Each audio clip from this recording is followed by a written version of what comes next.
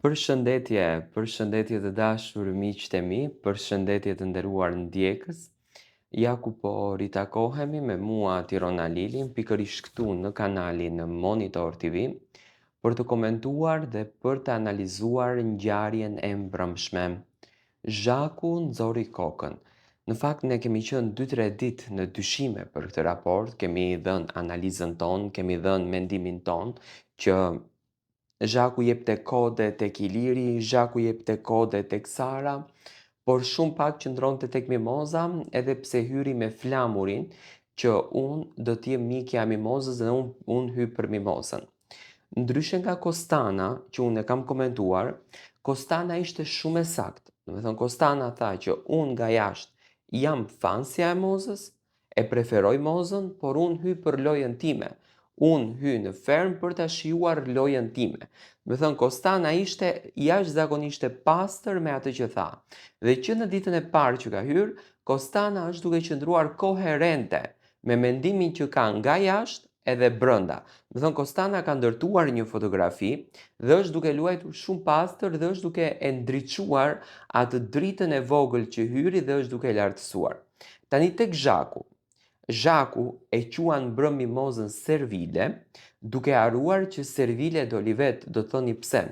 Sepse Zhaku, siç e thash, hyri me një fotografi që hyri vetëm për Mozën, me thënë Zhaku nuk tha që unë do të hyj në ferm sepse dua të fitoj këto 200.000 euro që janë shumë të rëndësishme për mua.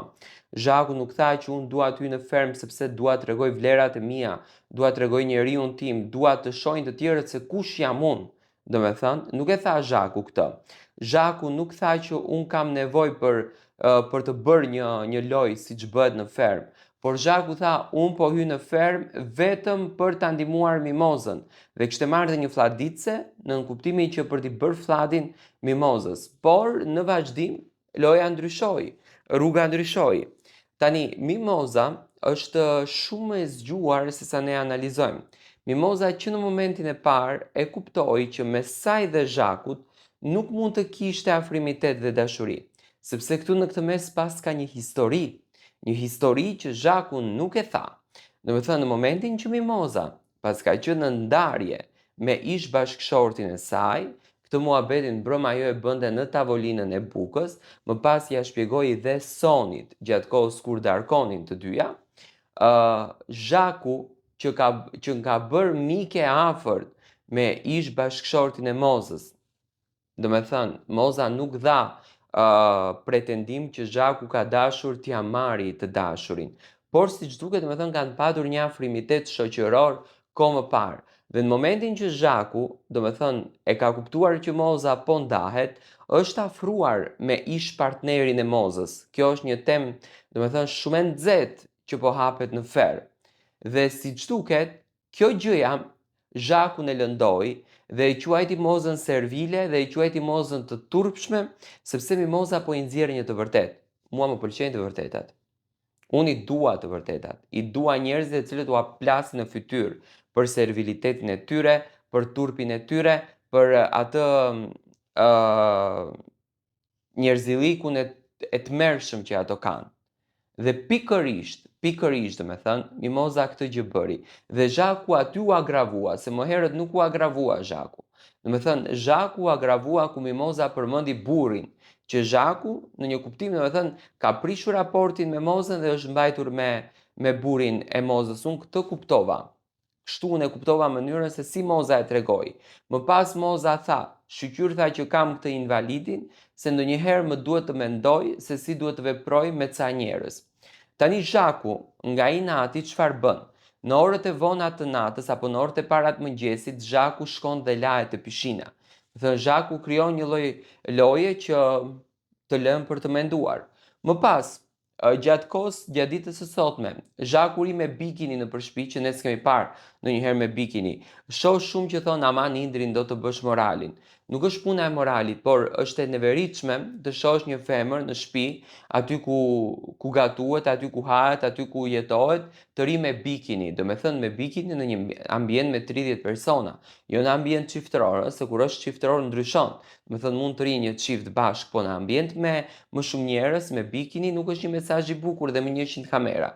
Dhe unë e shoh që Zhaku mundohet të krijojë dinamika të forta sepse ndoshta Zhaku dëshiron tashmë ti shkatërroj këto grupe që janë krijuar. Do të thënë Zhaku nuk pas ka hyrë për lojën e vet, por siç duket pas ka hyrë me urdhër nga Agai, sepse Zhaku ka qenë pjesë e produksionit, ka qenë vetë opinioniste në fermë, do të thënë i njeh shumë bukur se si funksionon jashta e fermës dhe qëllimi është vetëm për të krijuar diskutime, debate, polemika. Dhe për këtë gjë në fakt më ka zhgënjur pak Zhaku, nga që unë prisja që ajo vajzë të mbaj qëndrimet e saj, por nuk duhet hedhur në ujë, që në natën e parë, do me thënë ajo kur ka hyrë, nëse do të rikthehemi videos përmbledhëse që Zhaku dhe Kostana kishin dhënë një mini intervistë për të treguar arsyet e tyre pse po hynë në fermë, Zhaku e tha shumë bukur që unë kam hyrë të shkatroj gjithçka, por të paktën mos u deklaro si njeri që ke hyrë t'i ndihmosh Mozës dhe që t'i qëndrosh Mozës pranë, se ishte Zhaku ajo që bërtiste kush të ka lënë të vetë me ty këtu, kush të ka mërzitur ty. Dhe këto qëndrime, të cilat nuk i tha, po i mban Kostana dhe nuk i mban Zhaku. Unë e mirë kuptoj, në fermë nuk kanë hyrë ato të bëjnë shoqëri, në fermë nuk kanë hyrë ato të bëjnë Nën Terezën, në fermë nuk kanë hyrë ato të bëjnë njeriu të mrekullueshëm, por të paktën një qasje të bukur, të lehtë, të qetë, mund ta kenë. Mua me sa unë e kuptoj, Zhaku do me thënë e ka ndryshuar krejtësisht me atë rrugtimin e saj, e ka ndryshuar krejtësisht atë formën e saj dhe po mundohet të bëj krejtësisht një lojë tjetër, por deklarata e Mozës kundërdrejt burrit të saj dhe Zhakut, mendoj që i nxori gjërat nga binarët dhe